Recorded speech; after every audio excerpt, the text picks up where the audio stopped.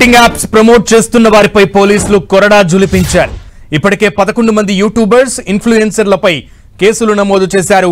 విచారణకు రావాలని పలువురు సెలబ్రిటీలకు నోటీసులు జారీ చేశారు. నోటీసులు అందుకున్న వారి తరపున శేఖర్ బాషా పంజాగుట్ట పోలీస్ స్టేషన్ కు వచ్చారు. 3 రోజుల సమయం కావాలని పోలీసులను రిక్వెస్ట్ చేశారు. బెట్టింగ్ యాప్స్ వాడకూడదని అవగాహన కోసం మళ్లీ వీడియోలు చేస్తామన్నారు శేఖర్ బాషా. గతంలో సినీ నటి మంచులక్ష్మి సైతం బెట్టింగ్ యాప్స్ ప్రమోషన్ వీడియోస్ చేసినట్లు అభియోగాలు వస్తున్నాయి. దాంతో మంచులక్ష్మిపై కేసు నమోదు చేసేందుకు పోలీసులు రంగం సిద్ధం చేస్తున్నారు. అలాగే కిరణ్ గౌడ్ అనే కానిస్టేబుల్ సైతం యూనిఫామ్ లో బెట్టింగ్ యాప్ ను ప్రమోట్ చేశారు. అతనిపై కూడా పంజాగుట్ట పోలీసులు కేసు నమోదు చేశారు.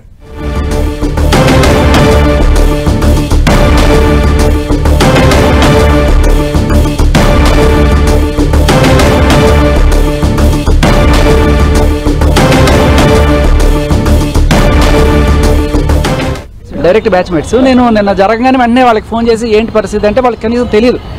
విష్ణుప్రియకి అయితే కనీసం ఎఫ్ఐఆర్ అంటే ఏంటో కూడా తెలియదు. అది తన పరిస్థితి. సో ఇది ఎప్పుడో 1.5 year క్రితం ఎప్పుడో చేశారు. అవి పెట్టుకొని ఇప్పుడు దాని మీద ఎవరు కావాలని కేసు పెట్టడానికి ట్రై చేస్తున్నారు అన్నట్టుగా వాళ్ళు అభిప్రాయపడ్డారు. పొరపాటున ఎవరు చేయకండి అని చెప్పి ఒక అవేర్నెస్ వీడియోలు క్రియేట్ చేస్తున్నారు. కొంచెం టైం అడిగి అది రిప్రజెంటేషన్ ఇచ్చేసి వచ్చాను. టైం అడిగాను. ఒక 3 days లోపల ఏదో ఒక టైంలో వచ్చి ఇస్తామని ఓకే అన్నారు. నా బ్యాక్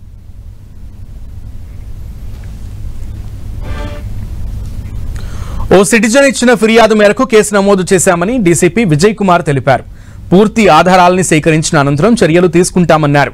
ఇల్లీగల్ బెట్టింగ్ యాప్స్ ని ఎవరూ ప్రమోషన్ చేయొద్దన్న డీసీపీ యువతను తప్పుద్రోవ పట్టించేలా బెట్టింగ్ యాప్స్ ప్రమోషన్స్ చేస్తే చర్యలు తప్పవని హెచ్చరించారు west zone DCP Vijay Kumar.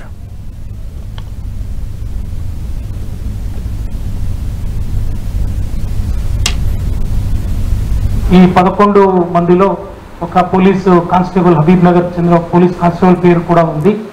అతని పాత్ర ఎంత ఉంది, మిగతా వాళ్ళ పాత్ర ఎంత ఉంది, వీళ్ళు ఏ ఆన్లైన్ బెట్టింగ్ యాప్లను ప్రమోషన్ చేస్తూ వీడియోలు పెట్టారు, ఎప్పుడు పెట్టారు, ఆ వీడియో కంటెంట్ ఏంటి, ఆ వీడియో పెట్టడం ద్వారా వీళ్ళు ఏం సంపాదించారు, వీళ్ళ అకౌంట్లకు డబ్బులు ఎక్కడి నుంచి వచ్చినాయి, ఎంత వచ్చింది, తర్వాత వీళ్ళ ఉద్దేశం ఏంటి, వీళ్ళ ఉద్దేశం ఓన్లీ వ్యూవర్షిప్ పెంచుకోవడమా, సబ్స్క్రైబర్షిప్ పెంచుకోవడమా, లేకపోతే ఈ ఆన్లైన్ బెట్టింగ్ ఆర్గనైజర్స్తో కుమ్మక్కయి వాళ్ళ ద్వారా ఇల్లీగల్గా డబ్బులు సంపాదించడమా అనే ఈ అన్ని అంశాలపైన ఇప్పుడు దర్యాప్తు కొనసాగుతూ ఉంది. అన్ని technical and witness evidence collection చేసిన తర్వాత ఈ 11 మంది పైన వాళ్ళలో ఎవరెవరు ఎంత లోతుగా దీంట్లో ఇన్వాల్వ్ అయ్యారు అనేది కనుక్కొని వాళ్ళందరి పైన చాలా కఠినంగా చర్యలు తీసుకుంటాము.